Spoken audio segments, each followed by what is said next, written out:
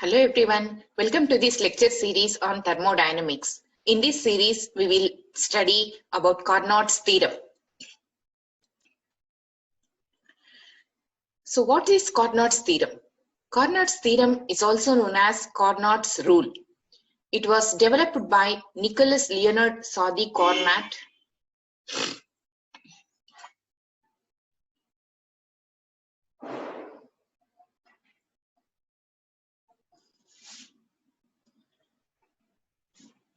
Hello everyone, welcome to this lecture series on thermodynamics. In this series, let's see Carnot's theorem. So what is Carnot's theorem? Carnot's theorem is also known as Carnot's rule. It was developed by Nicholas Leonard Sadi Carnot in the year 1824.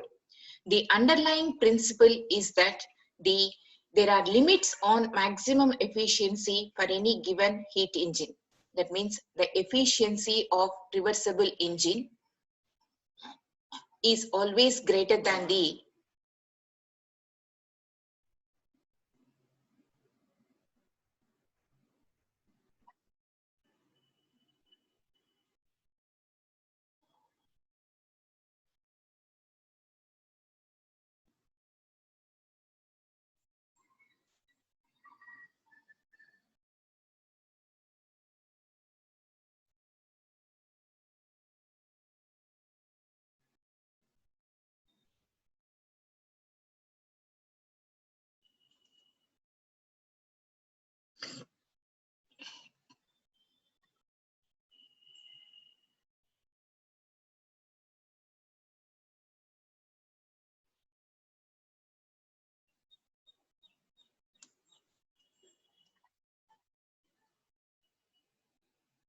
Hello everyone, welcome to this lecture series on thermodynamics. In this series, let's understand Carnot's theorem.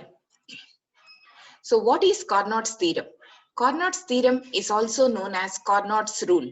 It was developed by Nicholas Leonard Sadi Carnot in the year 1824 with the underlying principle that there are limits on maximum efficiency for any given heat engine.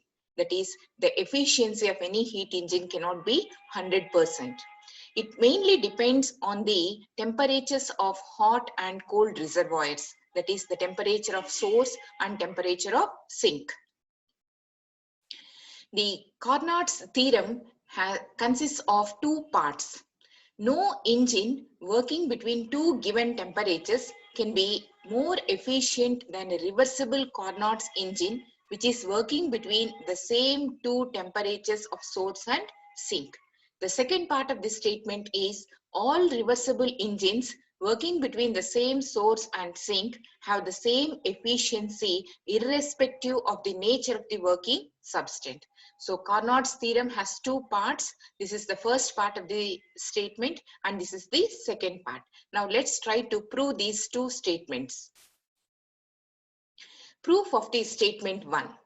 Here, let us consider two engines, an irreversible engine I and a reversible engine R, which are working between the same two temperatures T1 and T2. That is, the temperature of the source is T1, temperature of the sink is T2. I is the irreversible engine and R is the reversible engine. Now let us assume that this irreversible engine is absorbing a quantity of heat Q1 from the source. It is doing a work W1 which is equal to Q1 minus Q2, rejects a quantity of heat Q2 to the sink.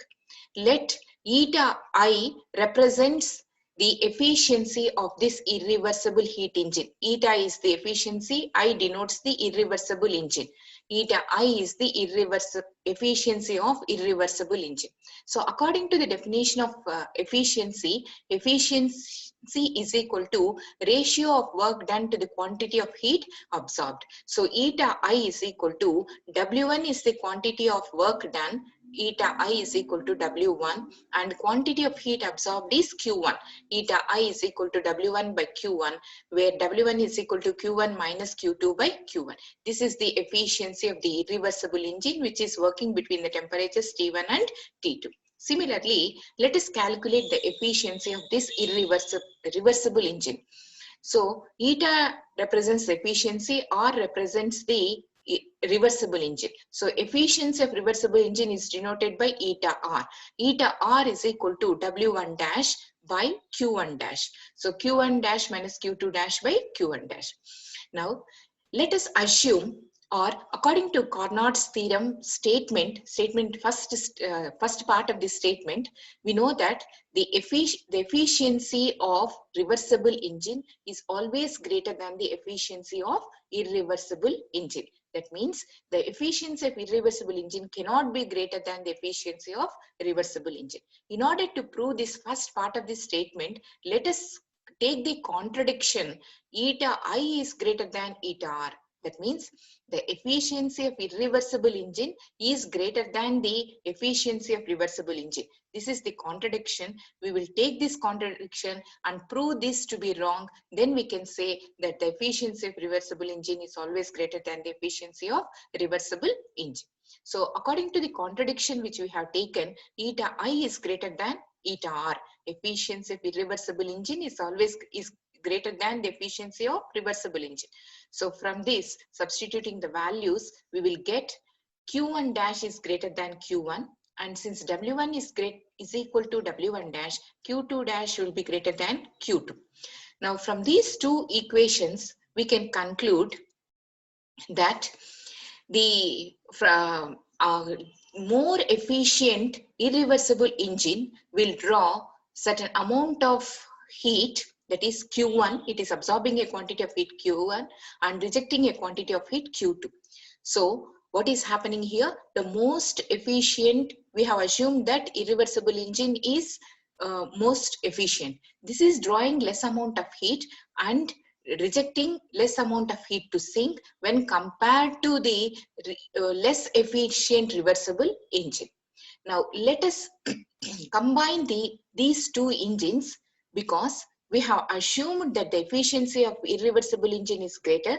Hence, it can drive the reversible engine in the backward direction. So it can act as a heat engine as well as the refrigerator. Now let us combine these two engines, the irreversible engine and the reversible engine, with the help of a belt, and let us perform the action.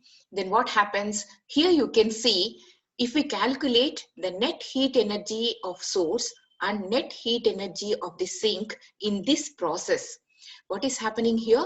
This irreversible engine is, or if we calculate the heat energy of the source, ultimately what is happening? It is absorbing a quantity of heat Q1 dash and giving away a quantity of heat Q1. Similarly, this sink is absorbing a quantity of heat Q2 and giving away the quantity of heat Q2 dash. So if we finally calculate the net heat energy of the source and net heat energy of the sink, we can see that the transfer of heat energy, that is Q1 dash minus Q1 from low temperature heat reservoir, and the quantity of heat Q2 dash minus Q2 to the high temperature reservoir is equal without any external effect. So what happens? This violates the Clausius statement of second law of thermodynamics. That is, the quantity of heat this engine is not doing any work. The amount of heat is absorbed by this engine is completely transferred to the sink. So here you can see Q1 dash minus Q1 is the quantity of heat absorbed by the source from the low temperature, whereas Q2 dash minus Q2 is the quantity of heat given away to the sink. So the amount of heat absorbed by the source is completely transferred to the sink without doing any work. This is the violation of second law of thermodynamics. Hence, the basic assumption which we have assumed, that is eta I is greater than eta R, is wrong. So what is correct? Eta R is greater than or equal to eta I. Therefore, the efficiency of an irreversible engine cannot be greater than that of reversible engine if both are operating between the fixed temperature heat reservoirs. So this is the proof of the first statement of Carnot's theorem. Now let's see the second part of the statement. Let's prove the second part of this statement. Here, according to the second part, the efficiency of all reversible engines will have the same efficiency. which are operating between these two fixed temperatures. For this, let us consider two reversible engines A and B. Let us assume in the first case that A is working as a heat engine and B is working as a refrigerator. Both are reversible engines. Both can be acted as heat engine as well as refrigerator. In the first case, let us assume that A is working as a heat engine and B is working as a refrigerator. In this case, according to previous discussion, we can say that the efficiency of A is not greater than efficiency of B because B is working as a refrigerator. That means it can act in the forward direction as well as the reverse direction. That is, it is acting as a reversible engine. Now let us consider the next case, that in this case A is working as a refrigerator and while B is working as heat engine. Then also we can say that eta B is not greater than eta A. Here eta B means efficiency of a B engine, eta A means efficiency of the engine A. Now we can show that in either case eta A is not greater than beta B, eta B is not greater than eta A. Then what happens? The second law of thermodynamics is violated. Hence, either of the reversible engine can be more efficient than the other. From this, we can conclude that all the reversible engines will have the same efficiency when operating between two fixed temperature heat reservoirs. This is the proof of statement 2. Now let's see some of the applications of Carnot's theorem. Carnot's theorem finds applications in engines that convert thermal energy to work. It is also widely used in the process of refrigeration. That is, what is the process of refrigeration? Method of removal of heat from the low temperature and dissipating it to a higher temperature. This is the reversible process. So these are the applications of Carnot's theorem. Hope you have followed this Carnot's theorem. Thank you.